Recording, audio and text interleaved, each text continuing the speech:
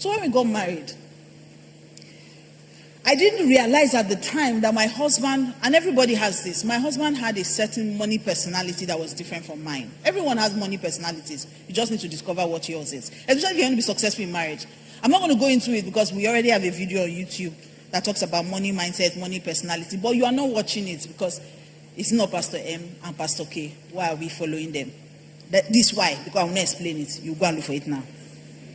So I found out that my husband had a certain personality that was different from mine. I'm a money saver.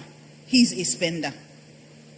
So imagine a saver and a spender getting married. So when we got married, in fact, my first shocker was when we were checking out the hall that we wanted to use for our wedding. We got to the hall. We were putting money together. Of course, I understood that this was going to be a joint assignment, our wedding. He didn't have all the money in the world. So we were going to do this together. And I do believe, even though Pastor has explained it in first service, I do believe that both of us are supposed to provide. But I think that the man, because he's the leader, should have a leader's approach to provision. Which means that he should also, even as much as is possible, want to provide, even though it's not his sole responsibility. But he should want to, he should have that body language of one who wants to provide. Don't say that because Pastor K said, there's nowhere in the Bible, but you want to carry somebody that father is providing for, from my father's house. You are not here speaking, quoting First Timothy. That it's not anybody's soul. That's not what, because the person that is preaching it for you now, he has that body language of the one who wants to provide. Because the Bible says you should love the way Christ loved. He provides for the church, does he not? So, sir, please, as the leader, have that same approach. Jesus provides. When we need, who do we go to? Jesus. You will not answer now. But if it is to say you are the leader so they can give you 2 meat, you will answer. And so we got to where we're going to rent hall. So we went together because, of course, I was putting up a budget and all of that to know what we're going to do. When we got there, after what Pastor K said, they told us the hall was, I can't remember right now. Can't remember. But Pastor K said he needed to use the bathroom. So I was there, I was waiting for him. He goes outside. After a few minutes, I don't see my soon-to-be husband. Husband is not plenty like that in Lagos. So I said, let me go and find him. So I asked somebody, please, did you see the young guy? And I said, oh, they went this way. The owner of the hall said he wanted to go and show him where the restroom is. So they passed the back. So I went there. As I was going to where restroom, I saw Pastor K and the guy standing beside a dog cage. I say, should we say one go piece? He said, I never go. I saw this dog. I say, okay. So I stood there. Next thing I'm hearing, oh no, that's so expensive. What's expensive? I said, no, that's so expensive. The guy said, oh, I brought it in this is pure breed from the UK. He said, yeah, I can see that. I can see, this thing was just flying over my head. Long and short of the story. We came to price hall that we don't have money for. My husband has bought dog. Sure, if you want to buy dog, you even buy one. Let's even start from there. He said, no, that if he buys one, the other one will die of loneliness. I don't even know the nonsense you tell me before. Wait till you run from I.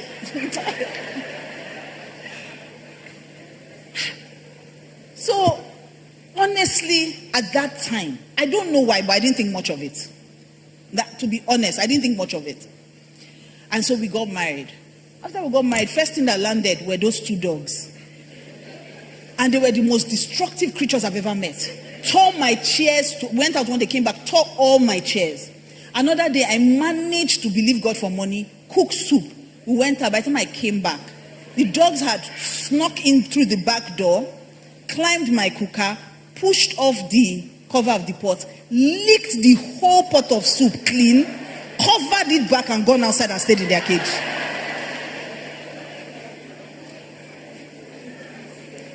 Listen, like I said, if I was to drink Gary for the rest of my life, I will still marry Pastor K.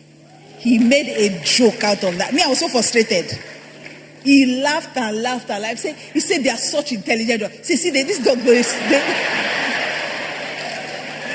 He said his dogs can even do spy movies. See, they entered, climbed, do everything. In fact, at first I thought it was a human being. If not that there was nobody at home and the whole doors were locked. I don't know if it's a human being. Human being can't clean out the whole pot. They cleaned it out, covered the pot back and snuck back outside into their cage. Pastor K laughed it off. We didn't eat anything that day, and it was fine. We laughed, we slept. But then, I now realized that soon became a trend in our marriage. Pastor K would buy things, came back one day with a bubble, South African bubble, that he got a deal on. You don't know what a South African bubble is. It's those big, I don't know if you can find the picture, those big dogs, they're from family of mastiffs, really big dogs. And Dipsy was so big that when she stands, she was the same height with Pastor K. She was massive. He came back with Dipsy that day and told me that there was a deal on the dog. Why are we getting a deal on a dog? We don't need a dog. I say, I know, I don't understand. See, it's important. He needs, I love dogs. Don't I know that he loves dogs? He told me for a minute. I'm like, I can't breathe. Okay.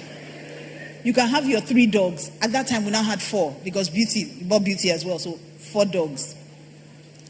Now, I didn't have a problem with the other dogs because whatever we eat and remain, they will eat. Dipsy, on the other hand, yes. Just that Dipsy was brindle. She was brindle. She was like this, but she was brindle.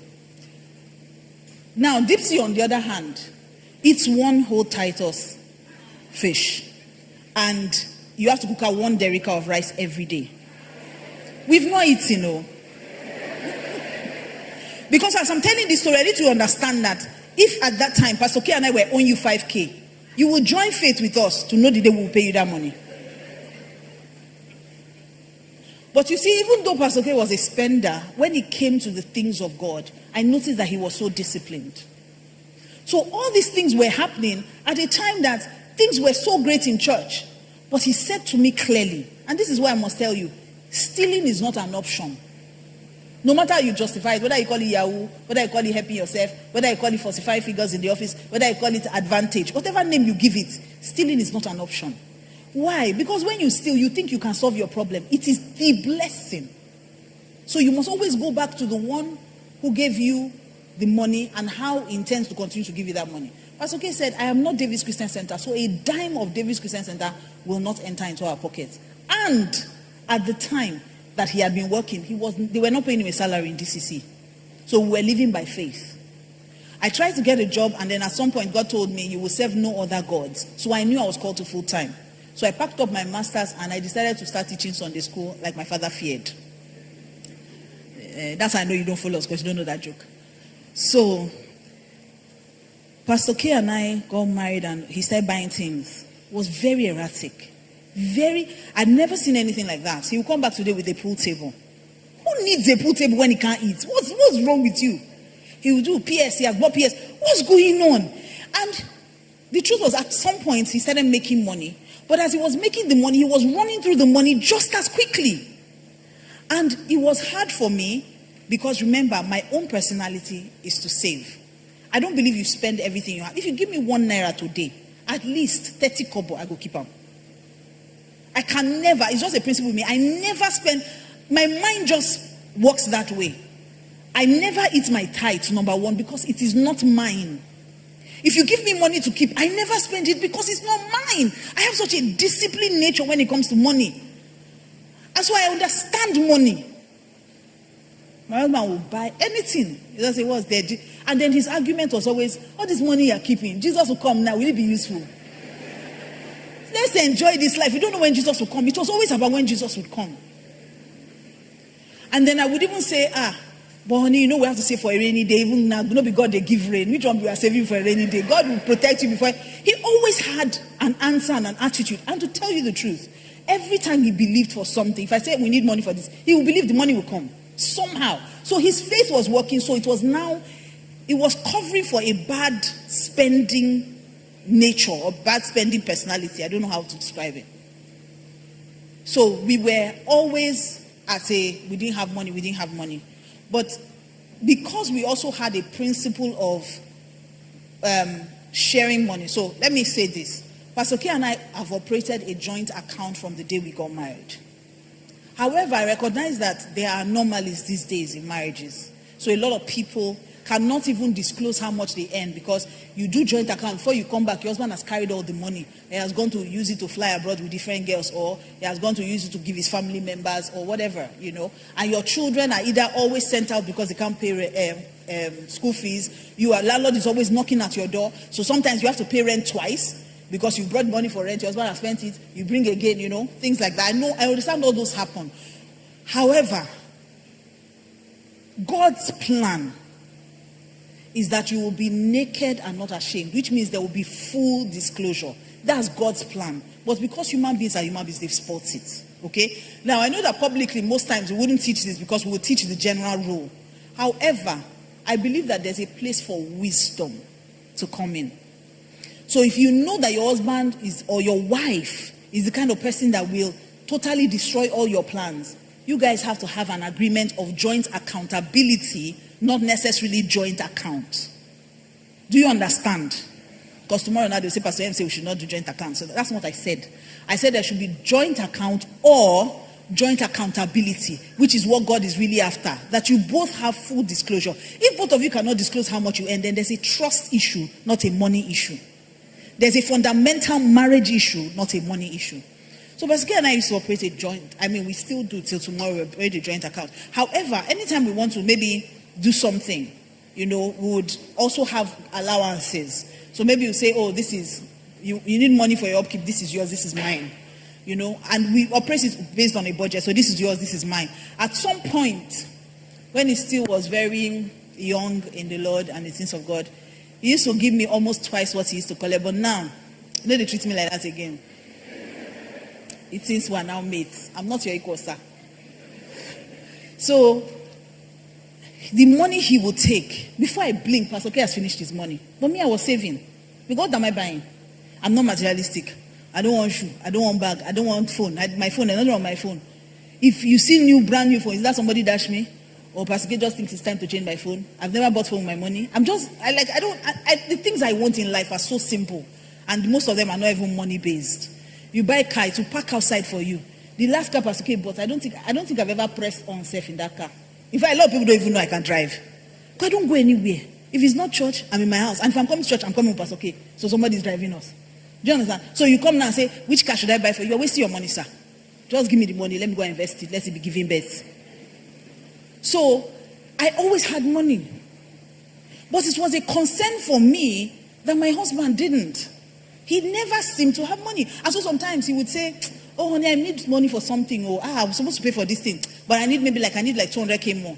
I'll say, okay, I'll give you. He said, you have 200K? How do you have 200K? I say, I have. He said, there's money in this house like this. Yes. I say, hey. He will do it again. Another time he asked me for money. I need this. How much? Then he started upping it small. The money I need now, plenty. I said, how much? He said, I need like 1 million. I said, I get to, I will give you. See, you have 1 million naira. And he said, this girl, I'm afraid of you. And all this while, the reason why I was doing that was because, first of all, not that I'm better than him, but you must understand that was my own money personality. I'm a saver. It's like how somebody who is a sanguine will enter a room and be playing. I will enter a room and immediately find the nearest seat because I don't want anybody to even notice me. Right? So I'm not saying I'm better than him. I'm just saying that we had different personalities. Now, this is where the work begins. Just because it is your personality doesn't mean that that's how you should remain. You can get better. So, you see, what has happened also is the fact that, no, I'm jumping ahead. Let me continue my story. So, I would always be giving him money like that. Pastor K now turned 40. This is the shortened version I'm giving you guys. Because there were times in our home where, even though, like I said, he was very disciplined about church money. And I thank God for that, because there's a curse for stealing. So even though we were on TV, let me rephrase that. Even though he was on TV, we didn't have toothpaste sometimes. We didn't have food to eat sometimes. But he was on TV. He was obeying what God said he should obey. And yes, church was paying for that. But church wasn't paying our bills. So sometimes if we want to use toothpaste, it has finished. And we hold the toothbrush, the stronger, the leader, the head, will now press the toothpaste because he has power. And when he has finished pressing it, you press it. It's not toothpaste like now. You know those close-up that used to, those iron one that used to, so he will use his power and press it. When he has finished, it's not working. Again, pressing, not working again. I will now, with my kitchen skills, I will now bring scissors and now cut it and now scoop. That's how we would use it. Sometimes soap, you know those days now, if you use in prayer letter or something, this is the part that always says, oh, gum me together. You are getting close to a brand new soap. And I'm saying these things, you're laughing, I'm telling you that was my reality at the time. And you must understand that I came from always having. So imagine that. I came from always having to marrying someone who we didn't have. Now, I could have stayed there grumbling and saying, this man, you carry me from my father's house to come and suffer me. This is not the way I used to live. Oh, I'm a yellow girl. Oh, I must rub organic cream. Oh, I must do this. I could have done that. But then you must understand that wouldn't have got us out of our solution, because what that would mean is I'm putting the responsibility of getting us out of this place on him. And he's not my source. God is my source.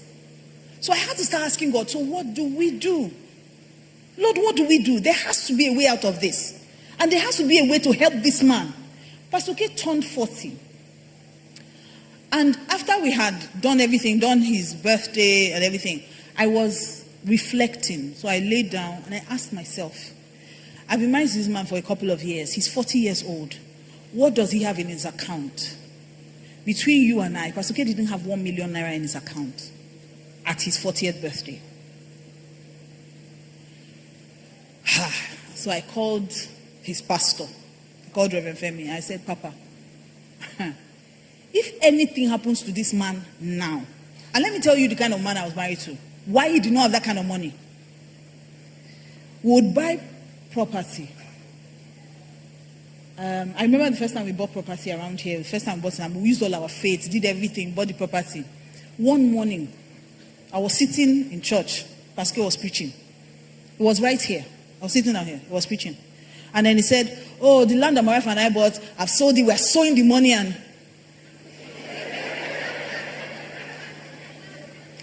so I first asked, who is his wife? Because when I left the house, we discussed of how we're going to build the land, and we had discussed. So I don't understand. So Pastor was the kind of person that would sow money, we wouldn't have a pre-conversation. And he knew that would not affect me, because he understood I understood spiritual principles. Because if God is your source and God is a spirit, you must operate with the same principles he gave you. So tithing, giving, sowing was not an issue. Now, I'm not saying you shouldn't discuss it though, because some people, you now come and try that, the way you reach of your wife, the way your wife go jack you. He knew I would not jack him. That's why I can do that kind of stunt. And because we also had a background. So, the story is plenty. I don't even know where to, and I feel like I'm all over the place. But just follow me. And so, he didn't have any, when I mean we didn't have money, we didn't have anything. So I spoke to Rev about it, and he said, no, Pastor K needs to start saving. I said, so how do we have that conversation with him? He said, you pray, I pray. We'll talk about it. So I prayed about it. And God told me something. He said, it was from this scripture that says that whatever you want someone to do to you, do unto them. But the translation I read says, whatever you want people to do to you, take the initiative. I think Message translation, Matthew 7. It says, take the initiative and do it for them. And so, I now said, okay, I want him to start saving. But he's spending, what do I do? And one of the things Pastor K had always accused me of is that I never spend. You say, you don't even spend anything. Buy something. Buy, be happy. And I said, okay. So the Holy Spirit said to me, he has no issues with you taking money. What you use the money for is now up to you. So I started taking money. So anytime Pastor K takes money, I'll take money. But I'll save it for him. So I opened an account, I'll save it for him. He'll take money, I'll take money, I'll save it. He'll take money, and I was doing it consistently. Because he was taking money every week, I was taking money every week. So one day, he now stopped and asked me a question. He said, no, it wasn't me he asked. He asked our accountant. He called her and said, why is Pastor M taking money every week? She said, I don't know, sir. Maybe you need to ask her. The girl just threw me under the bus. I will not call her name, because if not, people will meet her outside and meet her later. But she threw me under the bus and said, I don't know, maybe you need to ask her, sir. So Pastor K calls me and says, Naoni, what's this money you are taking? I said, which money? He said, the money you are taking. I said, it's the way you are taking money, I'm taking money. He said, what are you doing with it? Because I know you don't buy anything. You don't know. What are you doing with this money? So after he pressed me, like Samson and Delilah, I told him. I said, the money, I was saving it for you and I plan to give it to you when you turn 50. And he looked at me and said, how much can the money possibly be that you are taking? When I told him how much I had spent, and that's why I told you, gather the fragments that remain. You'll be shocked. You'll be shocked at what 10K every week can do if you leave it and invest it for 10 years. You'll be shocked. So when I told him how much it was, my husband said, you are joking. He said, I have saved this much without my knowledge. He said, let's do it well. Now, this principle worked for me because I walked in obedience. Another thing God told me, he said, at no point must you ever disrespect him for his spending habits. Let me tell you, if somebody is your partner, right? If somebody, especially men, women, let me just help you. I wanted to code it, but let me just say it. Women, if you are dealing with a man, anything you do must be done with respect. You can tell a man anything respectfully and he will do it. Anything. So I didn't come and say, so at your age, you don't even feel spend. See, 40. Your mates have built house. You are here. You buy dog today. You will buy pool table tomorrow. When they do you, what did they do? You don't go grow. I never said that. Honestly, I never thought it either. Because some people say, but you don't finally tell Pastor everything in your mind. Says, no. It was never in my heart. Yeah, because people are wicked. But people, I know them. It was never in my heart. Never. Like I said, I understood who our source was. I also understood that we can train ourselves and change our spending habits. And I also knew that Pastor Gay had a good disposition to money, just didn't know how to direct it. Because he was disciplined when it came to God's money. Why wasn't he disciplined when it came to his? So I had to point him in that direction. And so in obeying God and doing what God said I should do, my husband started saving. Now, what totally changed our finances, I'll tell you. When one day, and this is where I must say that if you're going to make progress as husband and wife in terms of money, you must work as a team. You must work as partners. Nobody must be left behind. As you are growing in your revelation knowledge, as you are listening to videos, listening to messages, as you are learning financial principles, you must carry your partner along. Don't think that I got this. Men are so guilty of it. I got this. No, listen. The person who is better with money should manage the money. The Bible never said the head must manage the money. The person better with money must manage the money. It doesn't make you less of a man. It makes you a great leader. And so Pastor K, as he was learning and growing, he was sharing. As I was learning and growing, I was sharing. So we were working together as a team to come out of the poverty. It wasn't one person's responsibility. So I never looked at him and said, you can't provide for me. You can't carry me from my father's house. What's the meaning of that? I didn't do that. Are you invalid? Are you crippled? It's a partnership. Two are better than one. They have a good reward for their labor. Share the work, share the wealth. That's what translation says. You share the work, you share the wealth. You don't come and hang your hand and expect a man to do everything for you. And that's why a lot of women are not doing great things. Because you think, and let me also use this to address the men. Men in the house, please. If your wife is called to work, let her work. We have too many women frustrated in the home, doing things that doesn't add value to them, doesn't add value to you. You are struggling, you are laboring alone. And God says two are better. Share the work. Let her go to work. So I don't want anybody to look at my wife anyhow. The one that even annoys me the most, I don't want my wife to tell any other man, sir. If she tells him, sir, will you reduce your sir? But you, sir, cannot provide for the home. And women that are working, listen, enjoy your money as well. I know you don't understand. That's why you're not clapping. The Proverbs 31 woman that we all follow, the Bible says she was clothed in fine silk and linen. That means she looked like the money she was making. Because they told us all the things she was doing. And then they told us that she was taking care of herself. Take care of yourself. Don't walk and die. If you die, they will marry again. Pastor Jethro will wed them. And your children will be outside. Because I see too many women. Your manager, some days, just buy grilled fish for yourself. with chill bottle of wine. Cross your leg. Press television. You are the one paying for the Netflix. Press it. You are the one paying for DSTV. It's not every time football. You to press it. Relax and enjoy your life. Because see too many women slaving away. So bottom line, I have just 10 seconds and I'm just going to share what happened. Pastor K came back one day and said to me, honey, come, I want to show you something. He said, see what God just showed me. I said, what? He opened Luke 6:38. I says, give and it shall be given to you. Good measure, pressed down, shaken together, shall men give to your bosom. It says, with the same measure that you give, is the same measure to which you receive. Give it to me in Amplified Classic. After giving to me Amplified Classic, give it to me in the Passion Translation. See it. It says, give and gifts will be given to you. Good measure, pressed down, shaken together, running over. Will they pour into the pouch formed by the bosom of your robe and used as a bag? For with the measure you deal out, with the measure you use when you confer benefits on others, it will be measured back to you. Give me TPT.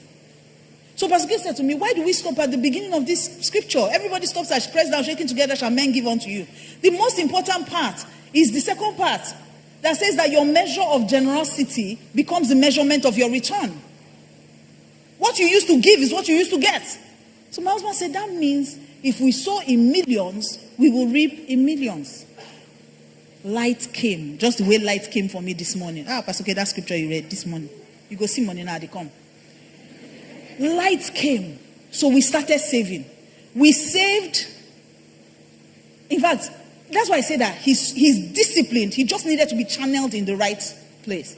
Pastor K, when Pastor K gets on a project, when we're saving to change levels, that time I'll tell him, I say, we need to buy egg. You say anybody needs to eat egg in this house, relate. If you give us rice, he will sell it and add the money. Till we got 1,010,000. I will never forget. 1,010,000 was the first 1 million seed we sold. And he said he doesn't want to hear bank charges did not do, then the money will come cost to 1 million. 1,010,000. We sold that seed. And in less than 3 months, we had given them the same 1 million. That took us almost 1 year to give in 2 or 3 more times. So he said to me the same measure. So it can happen in dollars. I still remember that day I was cooking in the kitchen. We were living in Festac that time. I was cooking in the kitchen. My husband came and said, dance. I said, dance. He said, dance. I won't spray you. So, because they said they won't spray me, we will not see money chop before. I can't begin dance. So, as I was cooking, I was frying, turning the thing that I was cooking. My husband spray me. He would spray me $100. He would collect it by spray me $200. He collected the money. I said, how you spray me? I'm keeping the money. He said, because they don't eat this kind. We sold that money. Somebody came again and gave him $6,400. My husband said, they don't spend this kind. They don't eat this kind. We sold it again. Somebody came that Christmas, gave him $10,000, gave me $10,000. My husband said, they don't eat this kind. We sold it. Do you know that story Pastor K always tells you people about the $100,000? We didn't eat it though. We sold it to Island Church when we were buying Island Church property. How did I find out? I was in America. I just had my daughter. No, my son. My daughter. Who did I have?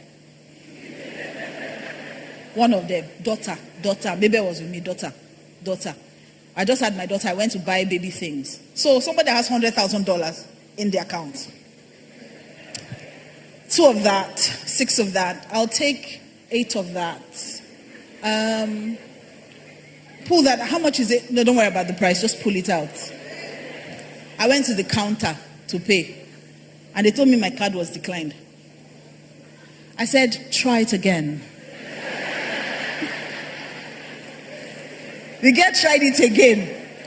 Before she go carry scissors, because you know they know where they are. Go carry scissors. I said, give me my card. She said, you want to try a different card? I said, yes, give me my card. I picked up my phone to try my second card. Hello?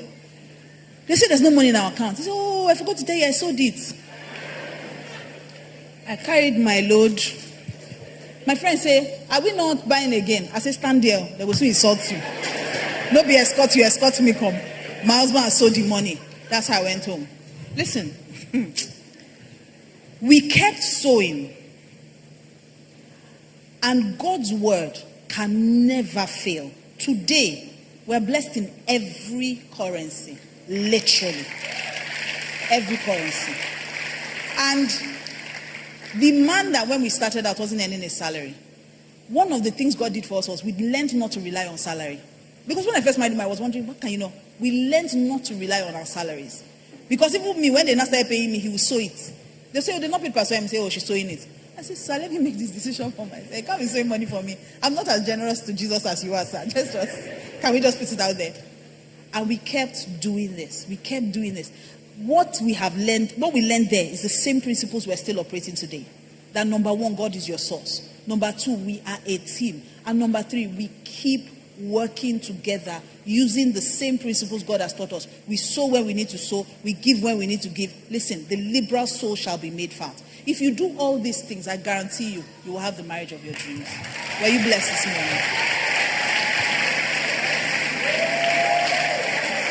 morning?